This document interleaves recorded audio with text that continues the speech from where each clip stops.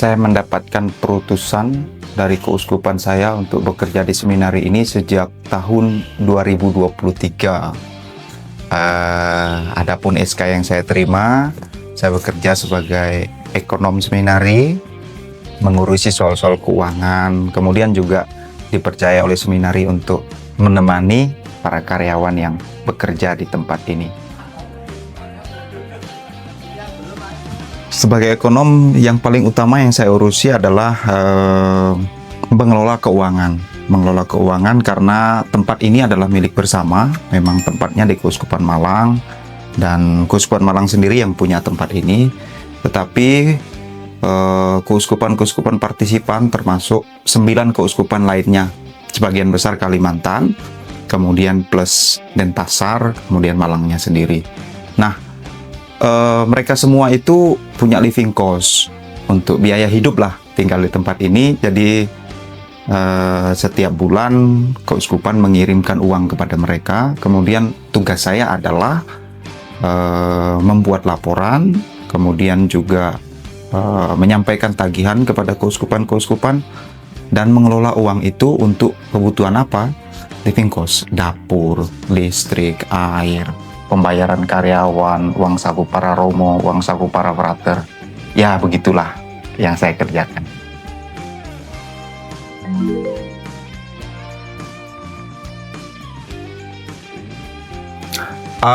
Saat ini kami yang ada di tempat ini, romonya ada 8 orang, kemudian frater ada 97 frater dari 10 keuskupan di seluruh Indonesia. Kemudian karyawan kami punya 13 karyawan saat ini, bekerja di dapur, kemudian juga untuk bapak-bapaknya kebersihan dan juga driver. Sekitar segitulah jumlah kami di sini.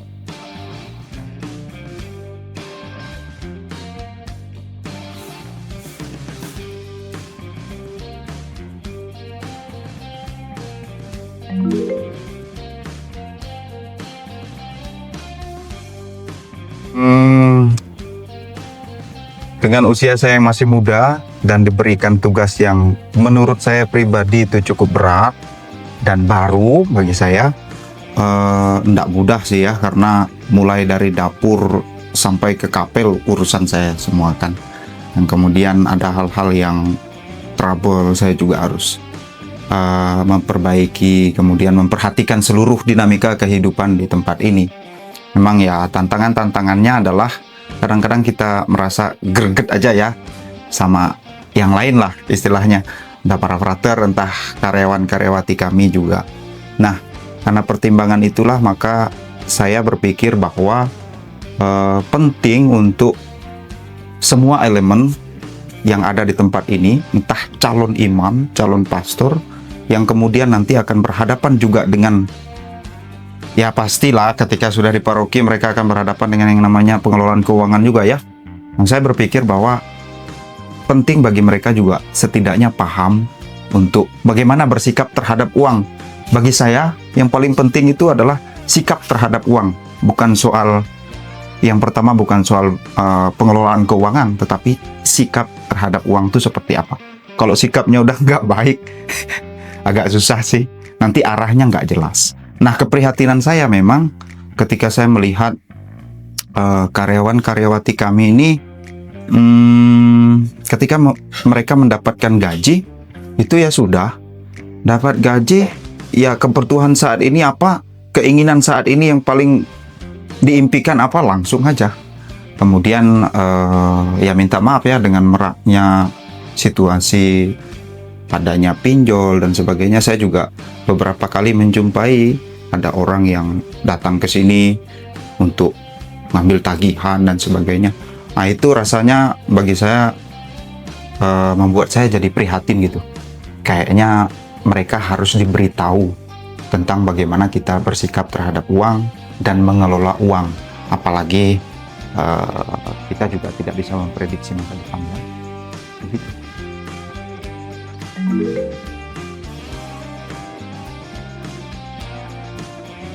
Beberapa kali saya mencoba untuk berjumpa bersama dengan para karyawan saya itu, entah secara komunal, kelompok, tapi juga personal. Secara personal saya mulai bertanya tentang apa sih keperluan mereka, lalu gaji mereka berapa, lalu cara mereka untuk mengelola uang itu seperti apa. Saya sudah berjuang memang, dan saya kan sifatnya adalah memberikan saran ya. Karena saya tidak bisa juga mengharuskan mereka, kalian harus begini loh menata keuangan keluarga, nggak bisa lah ya, karena bukan domain saya lah ya. Nanti karyawan bilang, wah siapa orang ini masih muda, nggak berkeluarga ngomongin soal pengelolaan keuangan keluarga, opo kan. Nah, karena saya sudah sampai pada tahap yang sepertinya mentok gitu ya, akhirnya saya memilih opsi lain. Nah, opsi lainnya adalah orang yang memang atau lembaga yang memang bergerak di bidang keuangan. Saya yakin mereka punya kemampuan untuk setidaknya mengajarkan tentang bagaimana sih kamu memandang uang, bagaimana kamu mengelola uang. Dan pilihan itu jatuh kepada CU Sawiran. Karena saya punya pengalaman, Kalimantan juga punya banyak CU. Saya yakin bahwa CU itu bukan hanya sekedar melihat ada berapa tabungan para nasabah di situ, anggota di situ, tetapi bagaimana caranya supaya kamu tidak memikirkan pendidikan anakmu seperti apa. Yang penting kamu setia, konsisten setiap bulan untuk memberikan atau menabung atau menyisihkan uangmu untuk itu. Kemudian pada saatnya nanti kamu akan dipermudah dalam banyak hal. Akhirnya ya itu tadi, pilihan jatuh kepada CU Sawiran.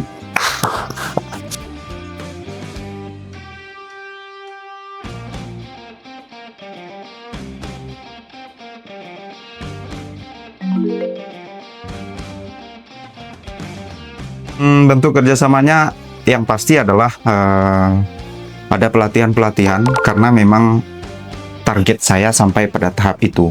Tidak mudah memang ketika bicara kepada karyawan yang sudah punya mindset sendiri tentang uangnya kan. Nah ini uang-uang saya kok, ngapain orang datang untuk ngurusi uang saya? Loh, saya bisa terima full kok setiap bulan gaji saya. Kenapa sekarang saya harus motong-motong gaji saya lagi? Dalam tanda petik memang kehadiran CU yang bekerja sama dengan lembaga seminari ini juga memaksa sih sebenarnya supaya mereka bisa menabung. Lalu yang paling utama bagi saya adalah keuntungannya mereka punya wawasan yang lebih luas tentang bagaimana mengelola keuangan mereka, kemudian juga bagaimana mempersiapkan masa depan. Itu sih yang paling penting bagi saya, karena bukan seberapa banyaknya gaji sih sebenarnya, bukan seberapa banyak pendapatan yang mereka punya, tetapi bagaimana mereka bisa mengelolanya dengan baik dan bijaksana. Karena sudah ada buktinya mereka jatuh pada pinjol, rentenir yang setiap hari kejar-kejar mereka. Yang paling utama sih bagi saya moral ya. Moral saya melihat bahwa saya punya keprihatinan terhadap mereka, makanya kemudian berjuang untuk itu, membantu mereka. Itu saya.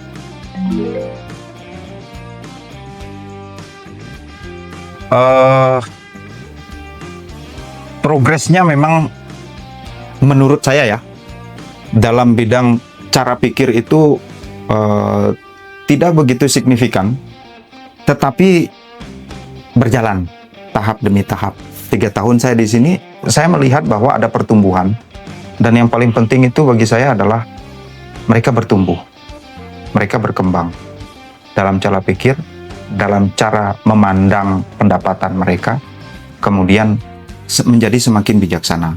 Awal-awal memang mereka kayak, apa sih ini gitu, ketika Sawiran membuat sebuah pelatihan dalam bentuk berbagai macam bentuk lah istilahnya, saya lihat kayak ada kayak rasa-rasa menolak lah awal-awal ya. Tapi kemudian mereka paham. Dengan perjalanan waktu akhirnya mereka paham, karena ketika saya panggil salah satu karyawan saya tanya bagaimana ketika Anda sudah bergabung di CU Sawiran, dia bilang bahwa ya manfaatnya dapat saya rasakan. Paling tidak saya tidak akan khawatir untuk masa depan saya seperti apa, masa depan anak saya seperti apa, karena sudah ada yang jelas gitu. Lalu ada yang tidak perlu saya panggil tetapi datang secara pribadi kepada saya. Dia menceritakan, Romo terima kasih karena saya awal-awal memang seperti dipaksa untuk masuk ke CU Sawiran gitu ya. Tapi kemudian dulu saya bekerja sebagai pembuat raket. Pendapatan banyak, jauh mungkin lebih besar daripada gaji saya di seminari. Tetapi saya tidak tahu uang itu kemana. Rasanya kok lebih banyak dapatnya. Tapi ketika saya sudah bekerja di seminari dan bergabung di CU Sawiran, pendapatan saya tidak sebanyak ketika saya membuat raket. Tetapi saya sudah tahu bahwa tahun depan anak saya pasti bisa sekolah. Besok saya tidak perlu khawatir untuk makan dan minum saya. Kalau terjadi sesuatu, entah sakit, entah apa terhadap keluarga saya, setidaknya saya merasa tenang. Makanya setelah 3 bulan saya masa percobaan bekerja di seminari, akhirnya saya memutuskan untuk tetap lanjut karena saya merasa bahwa saya sangat terbantu untuk berbagai macam persoalan dalam keluarga saya, terutama soal keuangan, karena itu yang memang terasa bagi saya. Begitu.